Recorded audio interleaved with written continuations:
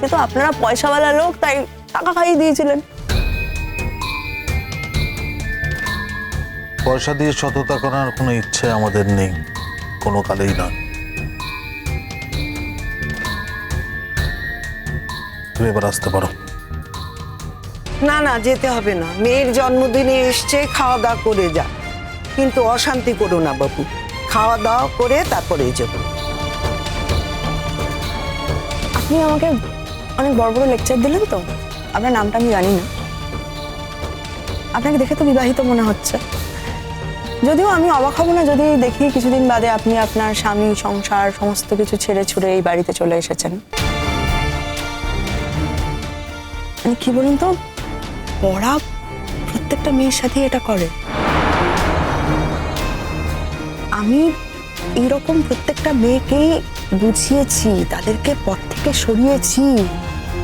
মানে কি বলুন তো, আপনি হয়তো অনেক কিছু ভাবছেন, অনেক অনেক রকম স্বপ্ন দেখছেন, কিন্তু আপনি কিন্তু পরাগের থেকে কোনো লয়্যালটি পাবেন না। He is not at all a loyal person. হ্যাঁ, এবার কি হবে, ও আপনাকে এই বাড়িতে নিয়ে ঢোকাবে, তারপরে আপনাকে বন্দি করে ও বাইরে অন্য মেয়েদের সঙ্গে এই এই এই সেম ঘটনাগুলো ঘটাবে। মানে ওর তখন আপনার প্রতি আর কোনো ইন্টারেস্ট থাকবে না। এটাই পড়াক, এটাই পড়াক। Stop it, stop it. তুমি বুঝতে পারছো না না যে আমার অফিসে একজন কলিগের সামনে তুমি আমার মাথা হেড করে দিচ্ছ? ফর ইউর কাইন্ড ইনফরমেশন, ওনার চাকরিটা কিন্তু আমি ছেড়ে দিয়েছি, আর আপনার মেয়ে আমাকে ইনভাইট করেছিল বলে আমি এখানে এসেছি। তাই উনি কি রকম সেটা জানার খুব প্রয়োজন বা সুযোগ কোনোটাই আমার কাছে নেই, বুঝলেন? তাই এই কথাগুলো আমাকে বলেও কোনো লাভ নেই, কারণ এই কথাগুলো না আমার কাছে নিতান্তই অবান্তর কথা ছাড়া আর কিচ্ছু না। আমার জন্মদিনের দিন সব সময় তুমি এসে ড্যাডির সঙ্গে ঝগড়া করো। আমার জন্মদিনটা নষ্ট করে দাও তুমি। আমি আমার বন্ধুদের নিয়ে এনজয় করতে পারি না, শুধু তোমার জন্য। তুমি চলে যাও না মম, তুমি চলে যাও। তোমাকে আমরা কেউ চাই না, তুমি চলে যাও প্লিজ মম, তুমি চলে যাও। ওই তুই আর কি করছিস?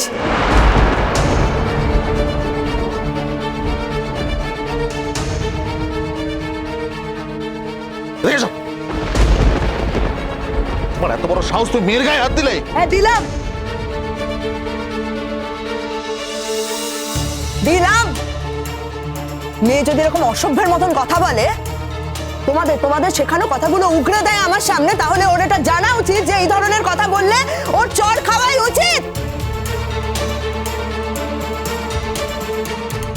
কিরকম মা তুমি?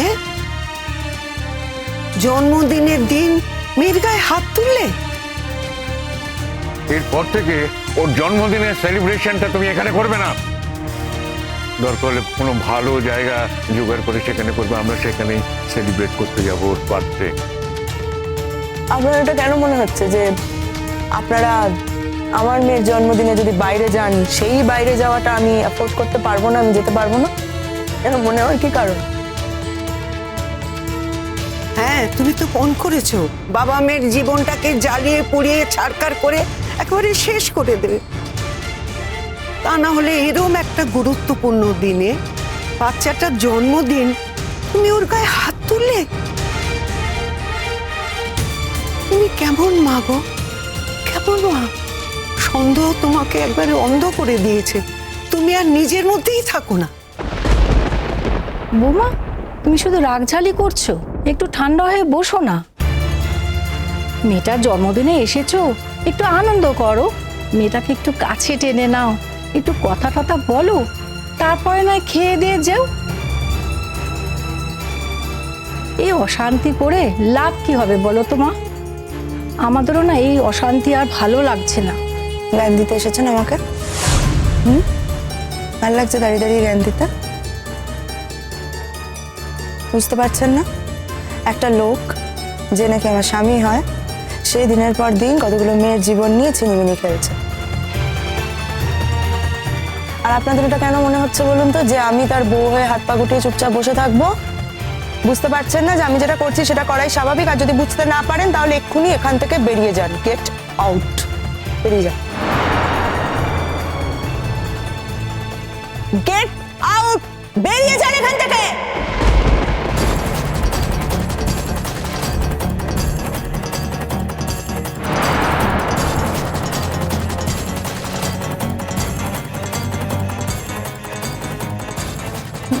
মেসোমশাই আমাকে অনুমতি দিন, আমাকে এবার যেতে হবে।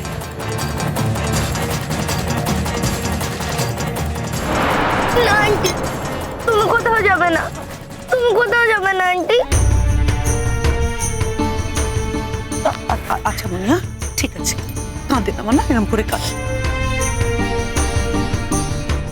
এই এই এই মেয়ে, এই মেয়ে, কিসের আন্টি, কিসের আন্টি? হ্যাঁ কিসের আন্টি, কিসের আন্টি? তোর আন্টিকে কদিন চিনিস তুই?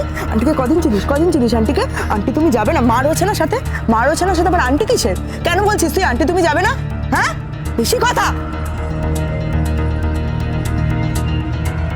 মেসোমশাই আমি না খেয়ে তো তুমি যেতে পারবে না মা। আর থাকবে কি করে? কোন মুখে এখানে থাকতে বলছো? যা ঘটনা ঘটছে এখানে। বৌদি ভাই, আমি নিজে গিয়ে তোমাকে পৌঁছে দিয়ে আসবো, তুমি প্লিজ এখন যেও না। দেখো শ্রমণাদি, তুমি যদি এখন চলে যাও তাহলে বুঝবো যে বাইরের একজন এসে তোমাকে আঘাত করেছে বলেই চলে যাচ্ছ। আচ্ছা, আমাদের আন্তরিকতার কি কোনো দাম নেই? না না, সেই জন্য নয় গো, আসলে সত্যি আমার সময় হয়ে গেছে যাওয়ার। তার মানে উনি যে কথাগুলো বললেন সেগুলো আপনি সত্যি প্রমাণ করে দিয়ে যাবেন, তাই তো? ওনার কোনো কথার কোনো গুরুত্বই আমি দিইনি। তাহলে যাচ্ছেন কেন? দেখেছেন আপনি? হ্যাঁ শ্রমনা তো, আপনার নাম শ্রমনা তো? দেখেছেন এইসব মিষ্টি মিষ্টি কথা বলে আপনাকে ফাঁদে ফেলতে চাইছে, দেখেছেন আপনি? আমি একজন অ্যাডাল্ট মানুষ, উনি কি চাইছেন আর আমি কি চাইছি সেটা তো আমরা দুজনে মিলে ঠিক করে নিতে পারবো। আপনি কেন তৃতীয় ব্যক্তি হিসেবে এর মধ্যে ঢুকতে যাচ্ছেন? ঢুকবেন না। আপনি আমাকে তৃতীয় ব্যক্তি বলছেন? আপনাদের দুজনের মাঝখানে আমি তৃতীয় ব্যক্তি? ওনার আর আমার মধ্যে আপনি তো অবশ্যই তৃতীয় ব্যক্তি। আর আমরা দুজন যখন কথা বলছি তখন আপনিই বা কেন ইন্টারফেয়ার করছেন বলুন? আপনার এইটুকু সৌজন্য জ্ঞান নেই যে দুজন মানুষ যখন কথা বলে তার মধ্যে তৃতীয় ব্যক্তি হিসেবে ঢুকতে নেই? আপনি যখন আপনার স্বামীর সঙ্গে কথা বলছিলেন আমি কিন্তু কোনো কথা বলিনি। হ্যাঁ, আপনি যখন আমার সম্পর্কে কথা বললেন তখন আমি রিঅ্যাক্ট করেছি। আসছি।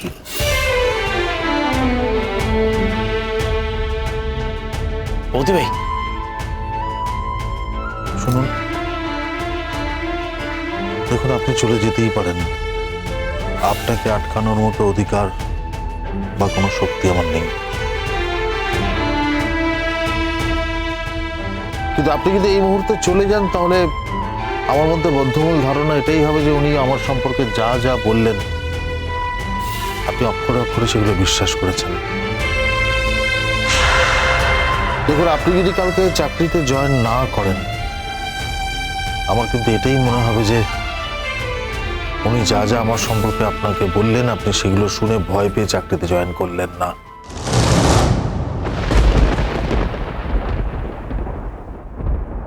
আর আমার মনে হয় আপনার চাকরিতে জয়েন করে এটা প্রমাণ করে দেওয়া উচিত যে উনি আমার সম্পর্কে যা যা বলেছেন আদতে আমি ওরম মানুষ নই, আমি একজন ভদ্রলোক। আপনার সম্পর্কে তো আমার কোনো সংশয় নেই, তাহলে আর প্রমাণের কি দরকার? আমার প্রমাণ পাওয়ার কোনো প্রয়োজন নেই। চাকরিটা ছাড়ার কারণ তো আলাদা। যাই ঘটে যাক মা, তুমি কাজটা ছাড়বে না, আমি তোমাকে বলছি। বৌদি ভাই, তুমি আস্তে আস্তে সব শিখে যাবে। তুমি কাল থেকেই জয়েন করবে।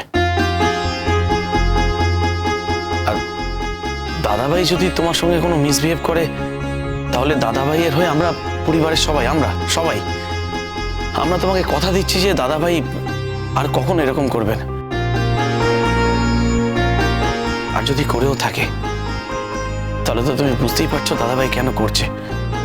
এইভাবে একটা মানুষের জীবন যদি ডিস্টার্ব হয়ে থাকে, তাহলে সে কিভাবে সাধারণভাবে কথা বলবে, সাধারণভাবে জীবন যাপন করবে? তুমি বলো, এটা কি তার পক্ষে সম্ভব? তুমি তো নিজের চোখেই দেখে গেলে। তাই প্লিজ বৌদি ভাই, কাজ ছাড়ার সিদ্ধান্ত তুমি নিও না।